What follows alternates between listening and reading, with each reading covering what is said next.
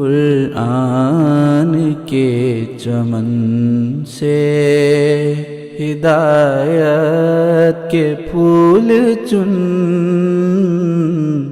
کچھ کام آئے گی نا یہ خالی ادھیڑ بن۔ اشہد ان لا الہ الا اللہ وحدہ لا شریک لہ واشہد ان محمدا عبدہ ورسولہ، اما بعد فاعوذ باللہ من الشیطان الرجیم، بسم اللہ الرحمن الرحیم۔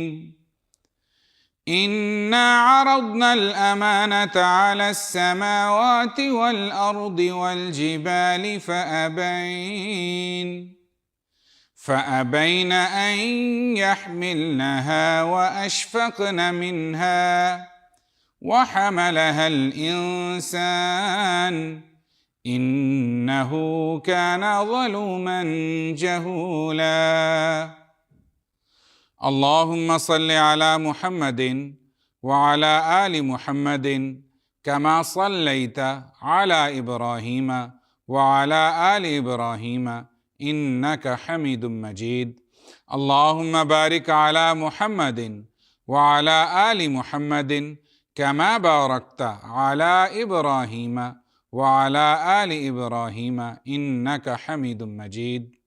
السلام علیکم ورحمۃ اللہ وبرکاتہ۔ ناظرین کرام، ایک بار پھر ہم آپ کی خدمت میں پروگرام تبویب القرآن کے ساتھ حاضر ہیں۔ جیسا کہ آپ جانتے ہیں کہ اس پروگرام کا مقصد قرآن کریم کے مختلف مضامین آپ کی خدمت میں نہایت سادہ اور عام فہم انداز میں پیش کرنا ہے۔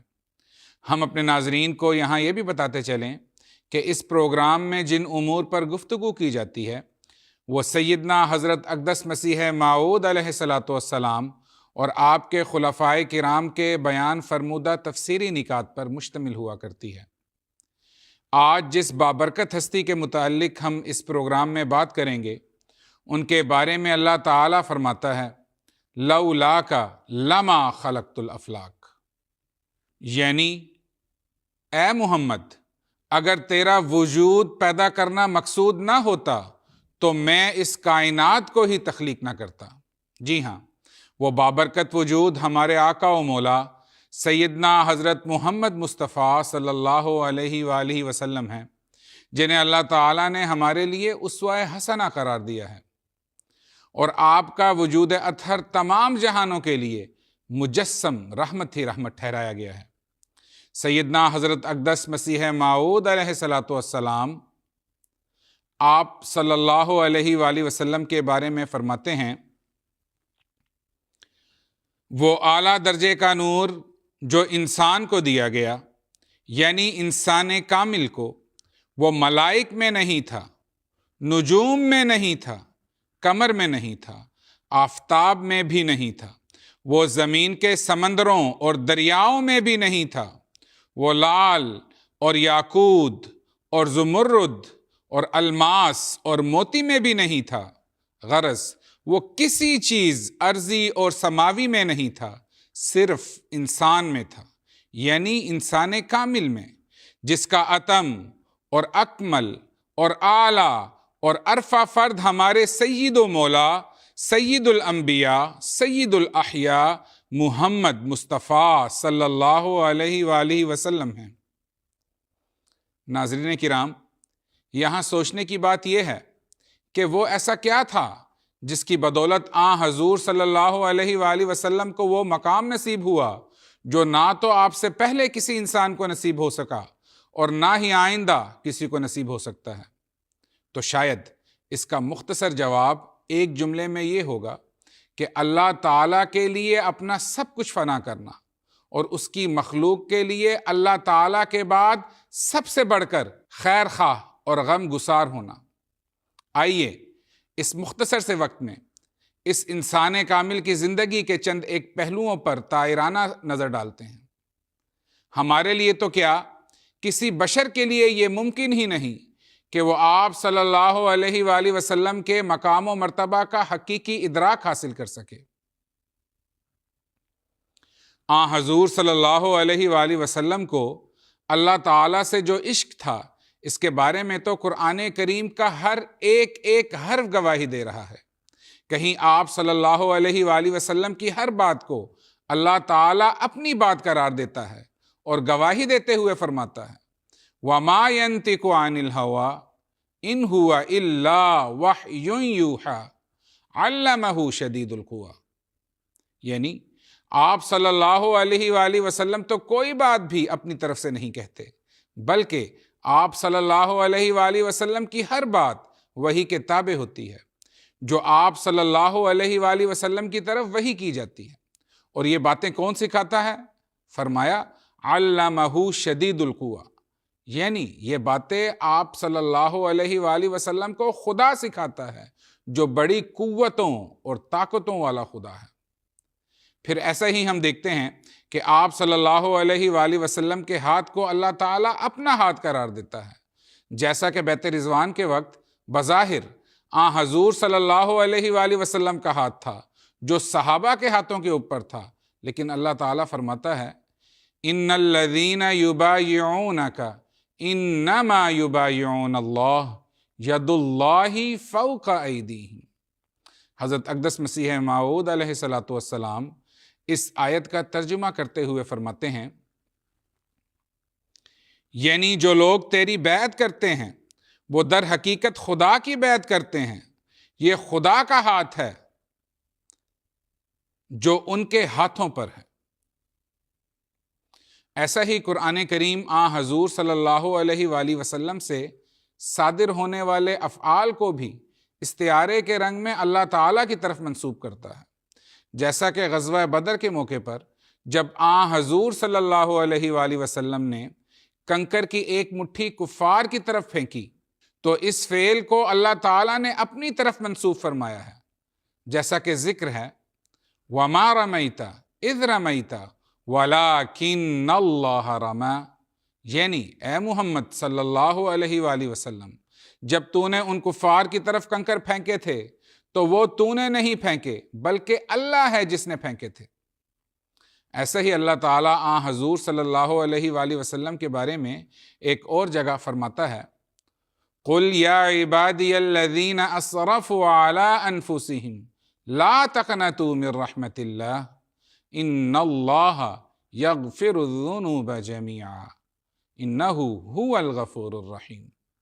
اس آیت کا ترجمہ اور اس کی تفسیر کرتے ہوئے حضرت اقدس مسیح موعود علیہ السلام فرماتے ہیں، جب انسان خدا کو اللہ تعالیٰ کی محبت میں فنا کر لے اور اس کا اپنا کچھ باقی نہ رہے تو پھر اللہ اور اس انسان کے درمیان کوئی چیز حائل نہیں رہتی، تو اس حالت میں ان کا وجود استعارے کے رنگ میں گویا اللہ تعالیٰ کا وجود ہو جاتا ہے۔ حضرت اقدس مسیح موعود علیہ السلام فرماتے ہیں کیونکہ اس حالت میں ان کا وجود درمیان نہیں ہوتا، جیسا کہ اللہ تعالیٰ فرماتا ہے قُلْ يَا عِبَادِيَ الَّذِينَ أَسْرَفُوا عَلَىٰ أَنفُسِهِمْ لَا تَقْنَطُوا مِن رَحْمَةِ اللَّهِ إِنَّ اللَّهَ يَغْفِرُ الذُّنُوبَ جَمِيعًا، یعنی ان لوگوں کو کہہ کہ اے میرے بندو، خدا کی رحمت سے نومید مت ہو، خدا تمام گناہ بخش دے گا۔ اب دیکھو اس جگہ یا عباد اللہ کی جگہ یا عبادی کہہ دیا گیا، حالانکہ لوگ خدا کے بندے ہیں، نہ حضرت صلی اللہ علیہ وآلہ وسلم کے بندے، مگر یہ استعارے کے رنگ میں بولا گیا۔ یہاں سوچنے کی بات یہ ہے کہ ایسا کیا تھا کہ حضور صلی اللہ علیہ وآلہ وسلم کے اقوال کو اور آپ صلی اللہ علیہ وآلہ وسلم کے افعال کو اللہ تعالیٰ اپنی طرف منسوب فرما رہا ہے؟ تو اس کے لیے ہمیں حضور صلی اللہ علیہ وآلہ وسلم کی زندگی کے کچھ اوراق دیکھنے ہوں گے۔ حضور صلی اللہ علیہ وآلہ وسلم کی زندگی آپ کے دعوی نبوت سے قبل کچھ ایسی تھی کہ اکثر وقت ویرانوں میں اللہ تعالیٰ کی ذات میں محو ہو کر گزارتے تھے۔ حضرت اقدس مسیح موعود علیہ السلام اس عشق و محبت کی داستان ان الفاظ میں بیان فرماتے ہیں، آپ کو اللہ تعالیٰ سے اس قدر محبت تھی کہ عام لوگ بھی کہا کرتے تھے کہ عاشق محمد علی ربی، یعنی محمد اپنے رب پر عاشق ہو گیا صلی اللہ علیہ وسلم۔ بات یہاں تک تو ٹھیک تھی کہ کوئی آپ صلی اللہ علیہ وآلہ وسلم کو خدا تعالیٰ کا عاشق کہہ دے، لیکن یہ کیا، اس عاشق نے بھی عشق و وفا کے تمام امتحانات میں کم سے کم اپنی جان کا نذرانہ پیش کیا۔ آپ اپنے محبوب کی راہ میں ہر روز جیتے اور ہر روز مرتے تھے۔ طائف میں اوباش لڑکوں سے اس قدر پتھر کھائے کہ جسم زخموں سے چھلنی اور جوتے اپنے ہی لہو سے تر ہو جاتے۔ کہیں کوئی سر پر کچرا پھینک دیتا، اور یہ بات ایک دو دن کی نہیں بلکہ روز کا معمول تھا۔ کہیں حالت نماز میں کوئی کپڑا گردن میں ڈال کر آپ کا دم گھونٹنے کی کوشش کرتا تو کوئی سرے بازار آپ صلی اللہ علیہ وآلہ وسلم سے بد زبانی اور بد کلامی کرتا۔ احد کے روز خود بھی زخم کھائے، یہاں تک کہ بے ہوش ہو گئے۔ اب دیکھیں کہ اگر ہم میں سے کسی کا بچہ بیمار ہو جائے تو ہم کیسے تڑپ اٹھتے ہیں، مگر یہاں تو حضور صلی اللہ علیہ وآلہ وسلم کے تقریباً تمام بچے سوائے حضرت فاطمہ رضی اللہ عنہا کے سبھی آپ کی زندگی میں فوت ہوئے، اور آپ نے انہیں اپنے ہاتھوں سے لحد میں اتارا، لیکن کوئی شکوہ اور شکایت زبان پر نہ آئی۔ آپ صلی اللہ علیہ وآلہ وسلم کے صاحبزادے حضرت ابراہیم رضی اللہ عنہ جب چھوٹی عمر میں وفات پا گئے تو حضور صلی اللہ علیہ وآلہ وسلم کی آنکھوں سے آنسو روا تھے، اور اس وقت بھی صرف یہی فکر تھی کہ میرا مولا راضی ہو جائے۔ آپ صلی اللہ علیہ وآلہ وسلم کے الفاظ تھے، ان العین تدمع والقلب يحزن ولا نقول الا ما يرضى ربنا وإنا بفراقك یا ابراہیم لمحزونون۔ یقیناً آنکھیں تو آنسو سے تر ہیں، دل غم سے نڈھال ہے، لیکن زبان سے ہمارے وہی بات نکلے گی جس سے ہمارا رب راضی ہو، اور اے پیارے ابراہیم، یقیناً تیری جدائی کا غم بہت شاک ہے۔ گویا فرما رہے ہیں کہ اے ابراہیم، اللہ تعالیٰ کے لیے تو کیا ہر پیارا اور ہر محبوب قربان ہے۔ پھر عبادات کی بات کی جائے تو آپ صلی اللہ علیہ وآلہ وسلم کے لیے حکم ہوا، یا ایہا المزمل قم اللیل الا قلیلا نصفہ او انقص منہ قلیلا او زد علیہ ورتل القرآن ترتیلا، یعنی اے چادر میں لپٹے ہوئے میرے پیارے، رات کو قیام کر مگر تھوڑا، اس کا نصف یا اس سے کچھ تھوڑا سا کم کر دے، یا اس پر کچھ زیادہ کر دے، اور قرآن کو خوب نکھار کر پڑھا کر۔ اب ذرا اندازہ کریں کہ جس وجود کی کم و بیش آدھی رات عبادت میں گزر رہی ہو تو کیسے یہ ممکن نہیں ہے کہ اس کے پاؤں متورم نہ ہو جائیں۔ بعض روایات میں مذکور ہے کہ حضور صلی اللہ علیہ وآلہ وسلم کی نماز کی پہلی رکعت میں سورۃ البقرہ اور دوسری رکعت میں سورہ آل عمران کی تلاوت ہوتی تھی۔ یہ تقریباً 4 پارے بنتے ہیں، اور یہ پڑھنا غور و فکر اور دعاؤں کے ساتھ ہوا کرتا تھا۔ پھر اس میں رکوع و سجود بھی ہوتے تھے، اور پھر یہ ایک دن کی بات نہیں تھی بلکہ آپ کا روزانہ کا معمول تھا۔ حضرت ابو ذر غفاری رضی اللہ عنہ فرماتے ہیں کہ ایک رات حضور صلی اللہ علیہ وآلہ وسلم نماز پڑھنے کھڑے ہوئے تو ایک ہی آیت ساری رات پڑھتے رہے یہاں تک کہ صبح ہو گئی۔ کسی نے آپ رضی اللہ عنہ سے پوچھا کہ وہ کون سی آیت تھی، تو آپ نے بیان کیا کہ وہ آیت یہ تھی، ان تعذبہم فإنہم عبادک وإن تغفر لہم فإنک انت العزیز الحکیم۔ اے اللہ، اگر تو انہیں عذاب دے دے تو آخر یہ تیرے بندے ہیں، اور اگر تو انہیں معاف کر دے تو یقیناً تو کامل غلبے والا اور حکمت والا ہے۔ پس اس قدر تڑپ اور اس قدر اپنے آپ کو مشقت میں کون ڈالتا ہے سوائے اس کے جو ظلومن ہو، جہولن ہو۔ حضرت خلیفۃ المسیح الرابع رحمہ اللہ حضور صلی اللہ علیہ وآلہ وسلم کی ان دونوں صفات کا ترجمہ کرتے ہوئے فرماتے ہیں، ظلومن یعنی وہ جو اپنی ذات پر بہت ظلم کرنے والا ہو، جہولن یعنی وہ جو اس ذمہ داری کے عواقب کی بالکل پرواہ نہ کرنے والا ہو۔ وگرنہ بات اگر حضور صلی اللہ علیہ وآلہ وسلم کی اپنی ذات کی ہوتی تو آپ صلی اللہ علیہ وآلہ وسلم کی تو ہر سابقہ اور ہر آئندہ ہونے والی لغزش کی بخشش کا اعلان تو اللہ تعالیٰ قرآن کریم میں فرما ہی چکا تھا۔ ناظرین کرام، حضور صلی اللہ علیہ وآلہ وسلم کا اپنے رب کے عشق کے امتحانوں کا ذکر ہو رہا ہے۔ یہ امتحان آپ صلی اللہ علیہ وآلہ وسلم نے میدان جنگ میں بھی بڑی خوبی سے دیا۔ احد کے روز جب ابو سفیان نے مسلمانوں کو للکارا اور کہا کہ محمد صلی اللہ علیہ وآلہ وسلم، ابو بکر اور عمر کہاں ہیں، تو آپ صلی اللہ علیہ وآلہ وسلم نے صحابہ کو خاموش رہنے کا حکم دیا۔ لیکن جب ابو سفیان نے حبل بت کی بڑائی کا نعرہ لگایا تو اس وقت آپ صلی اللہ علیہ وآلہ وسلم کی غیرت نے گوارا نہ کیا کہ اللہ تعالیٰ کے مقابل پر کسی اور کی بڑائی بیان ہو۔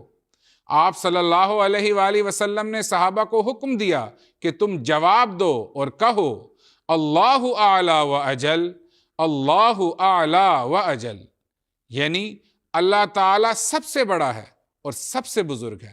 نیز حکم دیا کہ کہو اللہ مولانا ولا مولا لکم، یعنی اللہ ہمارا آقا و مولا ہے اور تمہارا کوئی آقا و مولا نہیں۔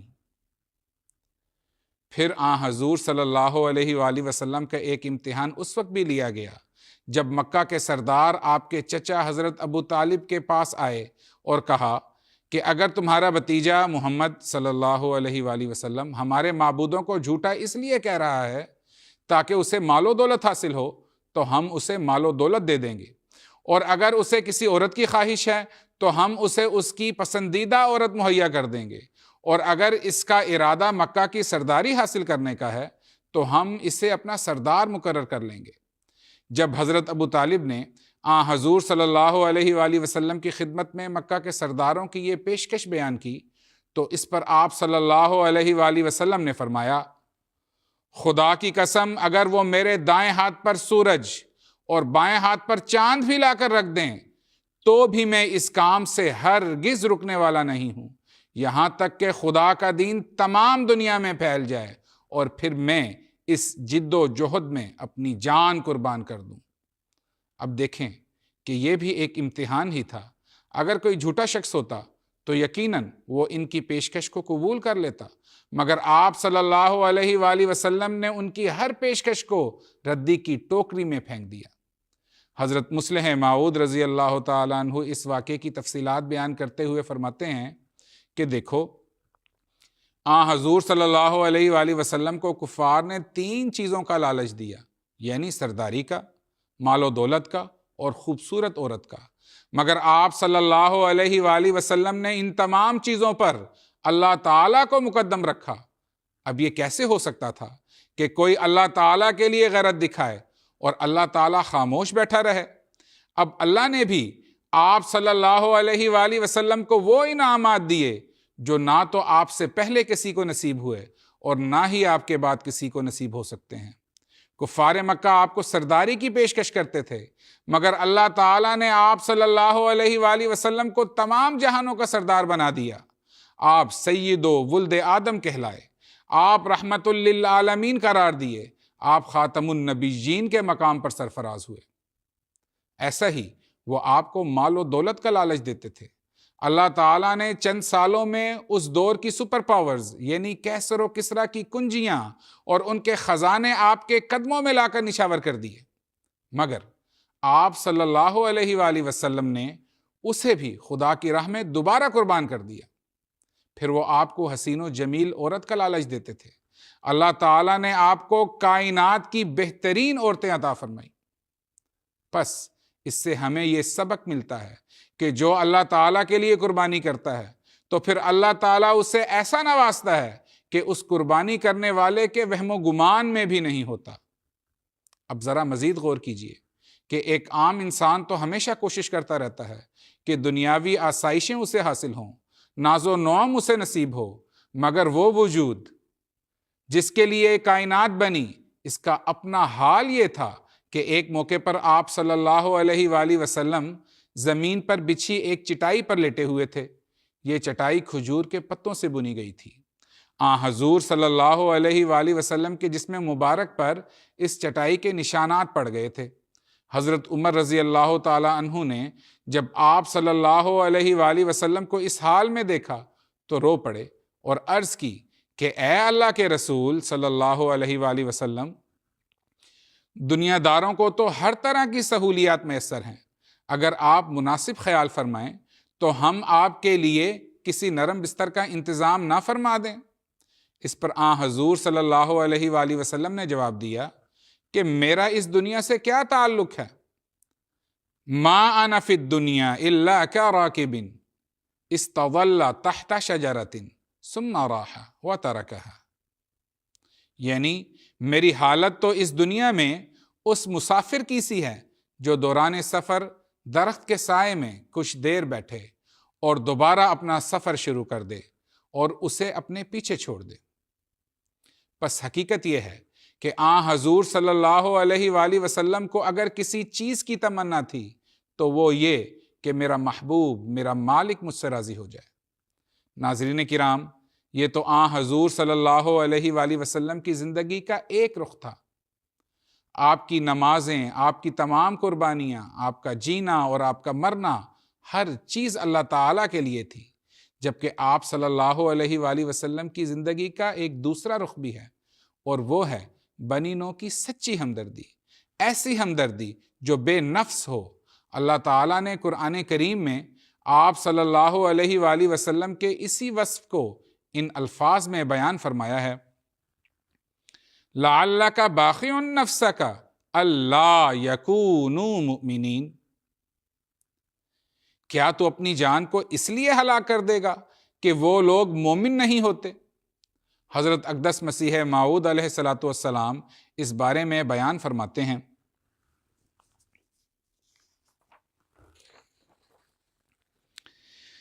نبی بوجہ اس کے کہ ہمدردی بنی نوع کا اس کے دل میں کمال درجے پر جوش ہوتا ہے، اپنی روحانی توجہات اور تضرع اور انکسار سے یہ چاہتا ہے کہ وہ خدا جو اس پر ظاہر ہوا دوسرے لوگ بھی اس کو شناخت کریں اور نجات پاویں، اور وہ دلی خواہش سے اپنے وجود کی قربانی خدا تعالیٰ کے سامنے پیش کرتا ہے، اور اس تمنا سے کہ لوگ زندہ ہو جائیں کئی موتیں اپنے لیے قبول کر لیتا ہے اور بڑے مجاہدات میں اپنے تئیں ڈالتا ہے، جیسا کہ اس آیت میں اشارہ ہے، لعلک باخع نفسک الا یکونوا مؤمنین۔ ناظرین کرام، اسی مناسبت سے اب ہم حضور صلی اللہ علیہ وآلہ وسلم کی زندگی کے اس پہلو پر بھی نظر ڈالتے ہیں اور دیکھتے ہیں کہ کس طرح آپ صلی اللہ علیہ وآلہ وسلم کا وجود بنی نوع انسان کی ہمدردی کے لیے ایک مادر مہربان سے بھی زیادہ رؤوف و رحیم تھا۔ انسان کی یہ فطرت ہے کہ وہ اپنوں سے تو بہت رحم کا سلوک کرتا ہے، کیا کوئی دشمن سے بھی سچی ہمدردی اور ان کی سچی خیرخواہی کا معاملہ کرتا ہے؟ اگر اس کی روشن مثال دیکھنی ہو تو ہمارے پیارے آقا محمد مصطفیٰ صلی اللہ علیہ وسلم کی بابرکت زندگی میں دیکھیں۔ فتح مکہ کے موقع پر حضور صلی اللہ علیہ وآلہ وسلم کا اپنے تمام دشمنوں کو عام معاف کر دینا، کیا تاریخ عالم میں ایسی کوئی مثال موجود ہے؟ ان معافی پانے والوں میں ہندہ بھی تھی، جس نے حضور صلی اللہ علیہ وآلہ وسلم کے محبوب چچا حضرت حمزہ کا سینہ چاک کر کے آپ کا کلیجہ چبا ڈالا تھا۔ پھر حبار بن اسود، جس نے رسول اللہ صلی اللہ علیہ وآلہ وسلم کی صاحبزادی حضرت زینب رضی اللہ عنہا پر مکہ سے ہجرت کے وقت نیزے سے قاتلانہ حملہ کیا، اور اس کے نتیجے میں ان کا حمل ضائع ہو گیا، اور بالآخر یہی چوٹ ان کے لیے جان لیوا ثابت ہوئی۔ جب حبار نے معافی کی عرض کی تو آپ صلی اللہ علیہ وآلہ وسلم نے اسے بھی معاف فرما دیا۔ ایسا ہی احادیث میں ذکر ہے کہ مدینہ میں ایک یہودی رہتا تھا، اس کا ایک ہی لڑکا تھا۔ وہ لڑکا حضور صلی اللہ علیہ وآلہ وسلم کی خدمت میں حاضر ہونے لگا۔ کچھ عرصے بعد وہ لڑکا شدید بیمار ہو گیا۔ بستر مرگ پر جب اس نے کلمہ پڑھا تو حضور صلی اللہ علیہ وآلہ وسلم کی خوشی دیدنی تھی کہ ایک جان اللہ تعالیٰ کی رحمت کے سائے میں آ گئی ہے اور عذاب سے بچ گئی ہے۔ پھر اگر معاشرے کے کمزور طبقے سے ہمدردی اور رحم کی بات کی جائے تو اس لونڈی کا قصہ کون بھول سکتا ہے جسے اس کے مالک نے غصے میں آ کر تھپڑ مار دیا۔ حضور صلی اللہ علیہ وآلہ وسلم کے ارشاد پر اس لونڈی کے مالک نے اسے آزاد کر دیا۔ پھر ایسا ہی ایک اور واقعہ بھی روایت میں مذکور ہے کہ ایک لونڈی راستے میں بیٹھی رو رہی تھی۔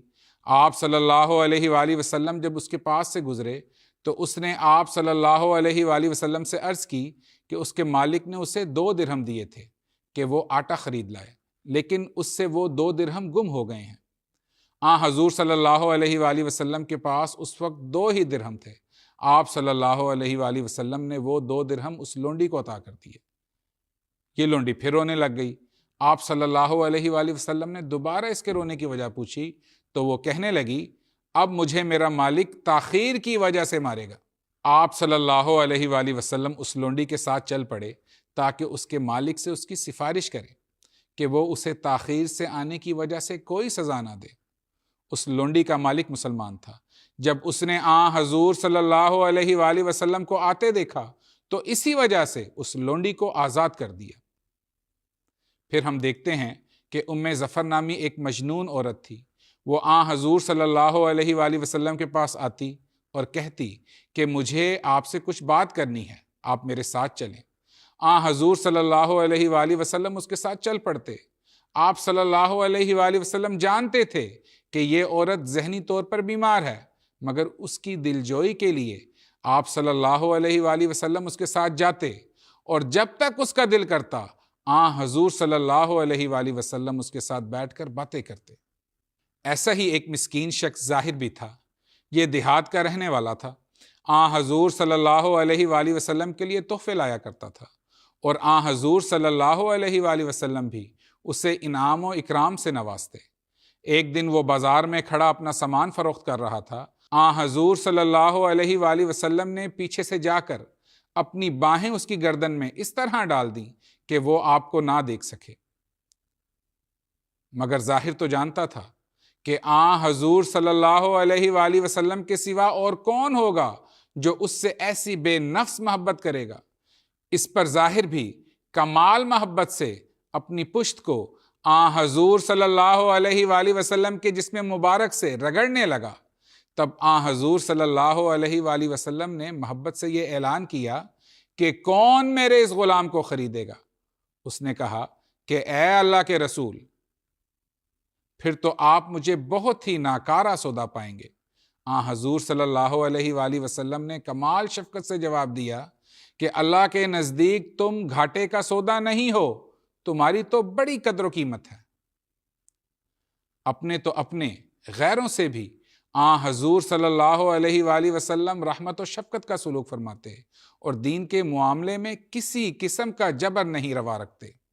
ایک یہودی کی دلجوئی کرتے ہوئے اور مسلمانوں کو سمجھاتے ہوئے فرمایا، لا تخیرونی علی موسیٰ، کہ اگر یہودی مجھے نبی نہیں مانتے تو تم ان کے سامنے مجھے حضرت موسیٰ سے افضل مت کہو۔ ایسا ہی عیسائیوں کو اپنی مسجد میں عبادت کرنے کا موقع عطا فرمانا۔ پھر جب ایک یہودی کا جنازہ گزر رہا تھا تو آپ صلی اللہ علیہ وآلہ وسلم کھڑے ہو گئے۔ پس دنیا میں کون ہے جو اپنے مخالفین کے ساتھ بھی ایسا کمال کا حسن سلوک کرے؟ ناظرین کرام، دل تو چاہتا ہے کہ ہم اس پاک محمد مصطفیٰ صلی اللہ علیہ وآلہ وسلم کے دور میں ہوتے، لیکن حضور صلی اللہ علیہ وآلہ وسلم تو وہ سراج منیر ہیں، وہ روشن چراغ ہیں جس سے ہر دور میں مزید چراغ روشن ہونے تھے۔